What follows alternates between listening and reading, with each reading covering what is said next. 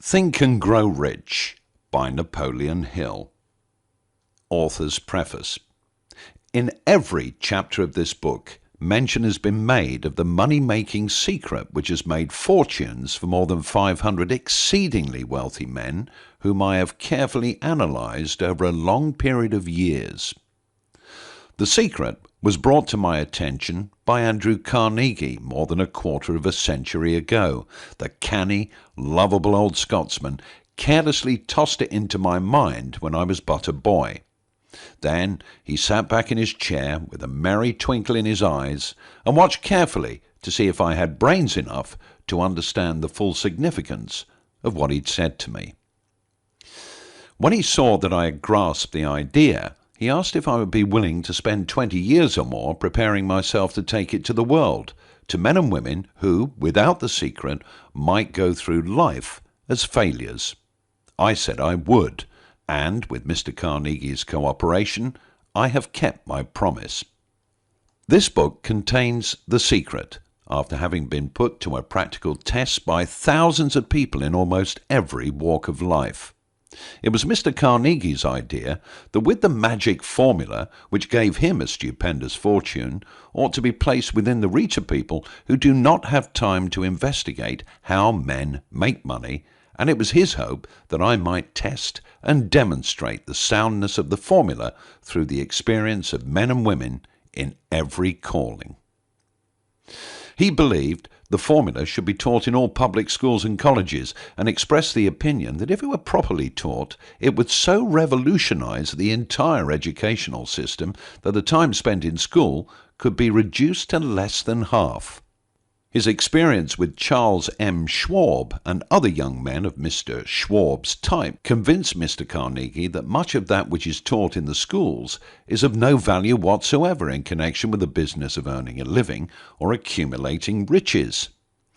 He had arrived at this decision because he'd taken into his business one young man after another, many of them with little schooling, and by coaching them in the use of this formula, developed in them rare leadership.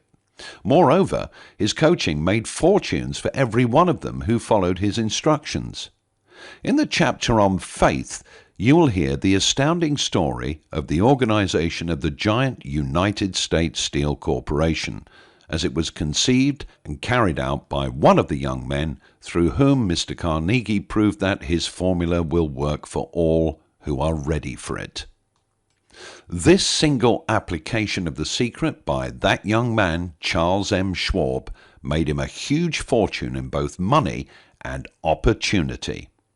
Roughly speaking, this particular application of the formula was worth $600 million. These facts, and they are facts, are well known to almost everyone who knew Mr. Carnegie. Give you a fair idea of what the reading of this book may bring you, provided you know what it is that you want. Even before it had undergone 20 years of practical testing, the secret was passed on to more than 100,000 men and women who have used it for their personal benefit, as Mr. Carnegie planned that they should. Some have made fortunes with it.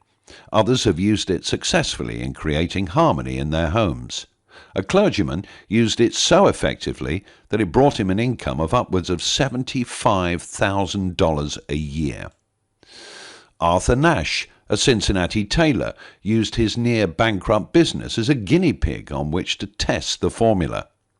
The business came to life and made a fortune for its owners. It is still thriving, although Mr. Nash has gone.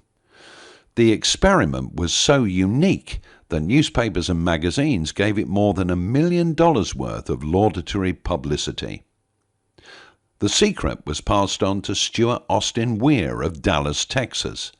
He was ready for it, so ready that he gave up his profession and studied law. Did he succeed? That story is told too. I gave the secret to Jennings Randolph the day he graduated from college, and he used it so successfully that he is now serving his third term as a member of Congress, with an excellent opportunity to keep on using it until it carries him to the White House. While serving as an advertising manager of the LaSalle Extension University, when it was little more than a name, I had the privilege of seeing J.G. Chaplin, president of the university, use the formula so effectively that he's since made LaSalle one of the greatest extension schools in the country. The secret to which I refer has been mentioned no fewer than 100 times throughout this book. It has not been directly named, for it seems to work more successfully when it's merely uncovered and left in sight, where those who are ready and searching for it may pick it up. That is why Mr. Carnegie tossed it to me so quietly without giving me its specific name. If you are ready to put it to use, you will recognize this secret at least once in every chapter. I wish I might feel privileged to tell you how you will know if you are ready, but that would deprive you of much of the benefit you will receive when you make the discovery in your own way. While this book was being written, my own son, who was then finishing the last year of his college work, picked up the manuscript of Chapter 2, read it, and discovered the secret for himself. He used the information so effectively that he went directly into a responsible position at a beginning salary greater than the average man ever earns. His story has been briefly described in Chapter 2.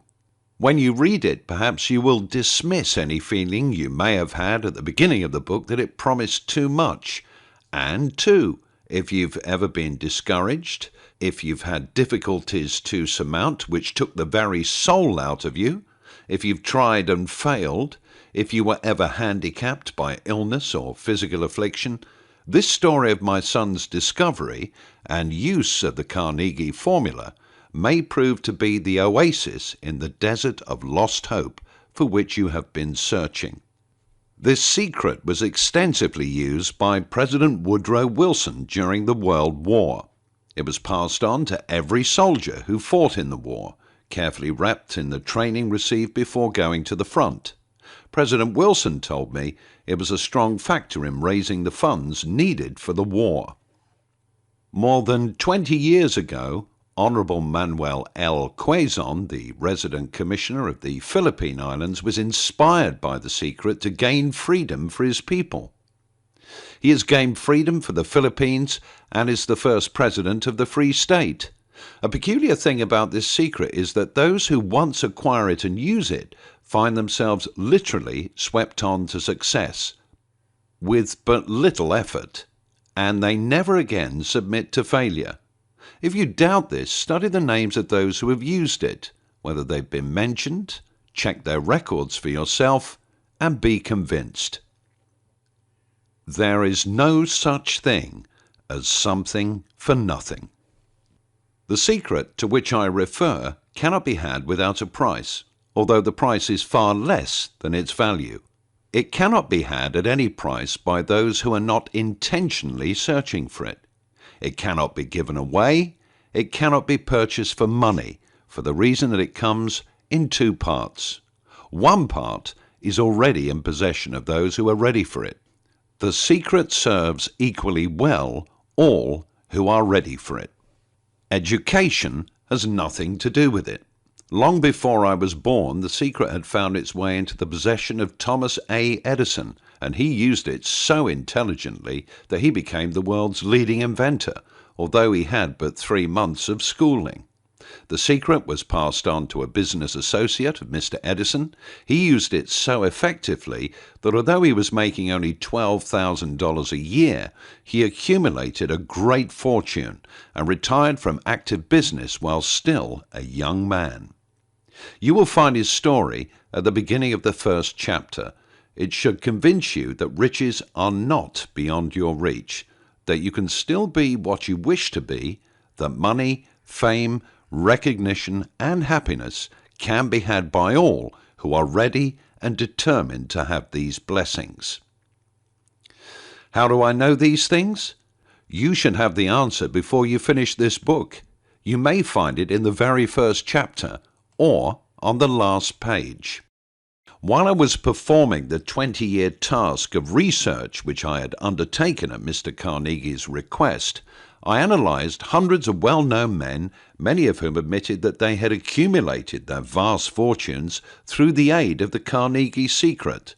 Among these men were Henry Ford, William Wrigley Jr.,